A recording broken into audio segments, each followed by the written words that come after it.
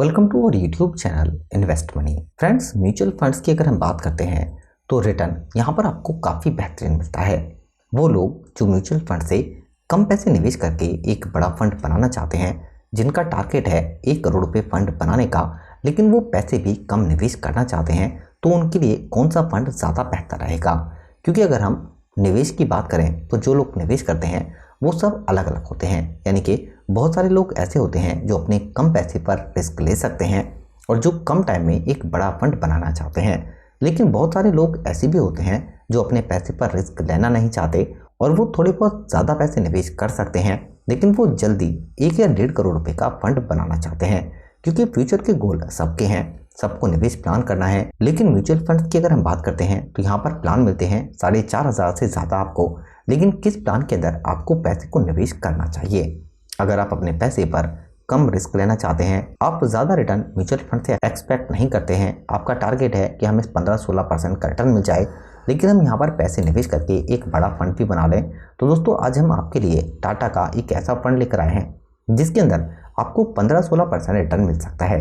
क्योंकि अगर हम इस फंड के पहले के रिटर्न की बात करते हैं तो दोस्तों बड़े बड़े क्राइसिस इस फंड ने फेस किए। जैसे 2020 लॉकडाउन की हम बात करें तो यहाँ पर आपने देखा होगा कि सारे ही म्यूचुअल फंड्स के अंदर 15 से 16% का एक बड़ा करेक्शन था, उसे फेस किया। उसके बावजूद फंड ने रिटर्न अच्छा दिया है। यानी कि यहाँ पर अगर हम 2020 लॉकडाउन की बात करते हैं तो रिटर्न नेगेटिव में 12-13% था इस फंड का लगातार 2-3 महीने से।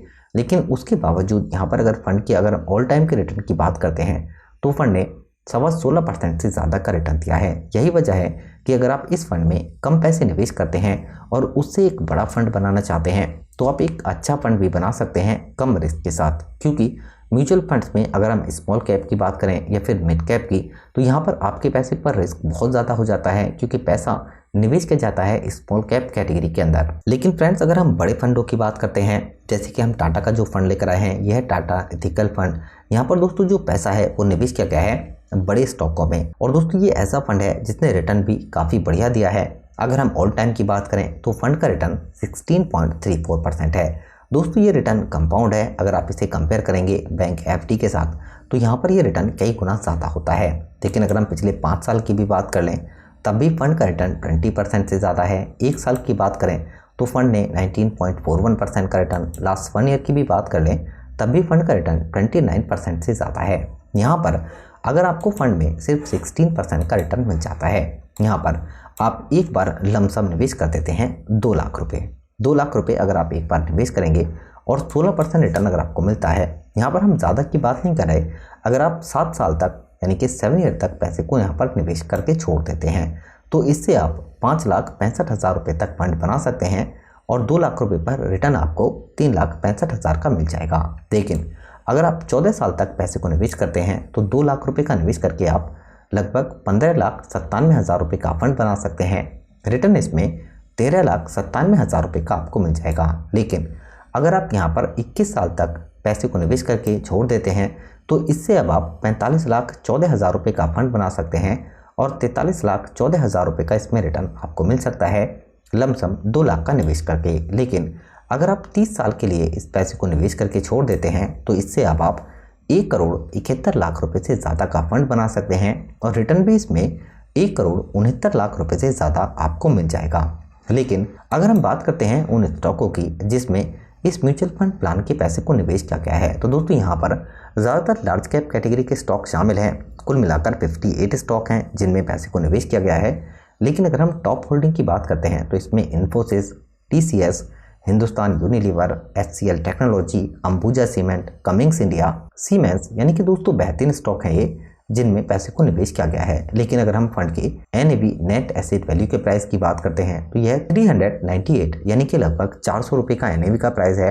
दोस्तों जो भी आप पैसा निवेश करते हैं लमसम तो करंट NAV के प्राइस से ही आपको यूनिट लॉट की जाती हैं, जबकि 2,273 करोड़ रुपए लोगों ने इस प्लान के अंदर निवेश किए हैं। फंड के अंदर मिनिमम आप 5,000 से भी निवेश कर सकते हैं। लेकिन अगर हम बात करते हैं टॉप होल्डिंग की तो यहाँ पर दोस्तों टेक्नोलॉजी के अंदर ज़्यादातर 28% पैसे को यूज़ किया गया है। यानी कि यहाँ पर ज़्यादातर पैसा IT सेक्टर के अंदर निवेश किया गया है। इसके अलावा यहाँ पर अदर सेक्टर के स्टॉक भी 19% है। कैपिटल गुड्स के अंदर भी ज़्यादातर पैसा निवेश किया गया है और हेल्थ केयर केमिकल सेक्टर के अंदर भी लेकिन अगर हम फंड के बीटा की बात करते हैं तो ये भी कम है 0.78 का। दोस्तों फंड के अंदर अगर बीटा 1 से कम होता है तो फंड के अंदर रिस्क कम माना जाता है और प्रॉफिट ज़्यादा, यानी कि फंड ने कम रिस्क लेकर ज़्यादा प्रॉफिट दिया है। जबकि फंड का खर्चा एक्सपेंस रेशियो ये भी काफ़ी कम है 0.78% का। और म्यूचुअल फंड्स में आपको 15% का टैक्स देना होता है अगर आपको 1 साल के बाद 1 लाख से ज़्यादा प्रॉफिट हो जाता है तब। जबकि अगर हम टाटा एएमसी की बात करते हैं तो दोस्तों 1,45,000 करोड़ रुपए से ज़्यादा का ईयूएम है इस फंड हाउस के पास। ईयूएम भी काफ़ी बढ़िया है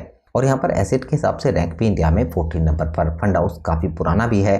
तो दोस्तों म्यूचुअल फंड्स के अंदर अगर आपको बेहतरीन फंड में लार्ज कैप फंड के अंदर 15-16% का रिटर्न मिल जाता है और आप 1.5-2 लाख रुपए का निवेश करते हैं तो उससे भी आप एक बड़ा फंड बना सकते हैं। लेकिन अगर आप म्यूचुअल फंड्स के अंदर पैसे को निवेश कर रहे हैं तो आपको नज़रिया कम से कम 10-15 साल का होना ज़रूरी है, क्योंकि शॉर्ट टर्म में म्यूचुअल फंड्स के अंदर करेक्शन आते रहते हैं। लेकिन अगर आप 10-12 साल के लिए पैसे को निवेश करते हैं तभी आप एक अच्छा फंड बना पाएंगे। क्योंकि आपने देखा होगा 2020 लॉकडाउन के अंदर एक बड़ा क्रैश आया था, या फिर 2022 के अंदर भी एक शॉर्ट टर्म में करेक्शन देखने के लिए मिला था। इसके पहले 2008 की आर्थिक मंदी में भी एक बड़ा करेक्शन आया था। इन सब को पार करने के बाद फंडों ने रिटर्न काफ़ी अच्छा दिया है। तो इसका मतलब यह है कि शॉर्ट टर्म में करेक्शन आपको ज़रूर मिलेंगे म्यूचुअल फंड्स के अंदर, लेकिन लॉन्ग टाइम में यहाँ से आप एक अच्छा फंड बना सकते हैं। इस वीडियो से रिलेटेड अगर आपको कोई क्वेश्चन होता है तो आप हमें ज़रूर बताइए। अपने फ्रेंड्स के साथ वीडियो को ज़रूर शेयर करें और चैनल को ज़रूर सब्सक्राइब कर लें। Thank you for watching.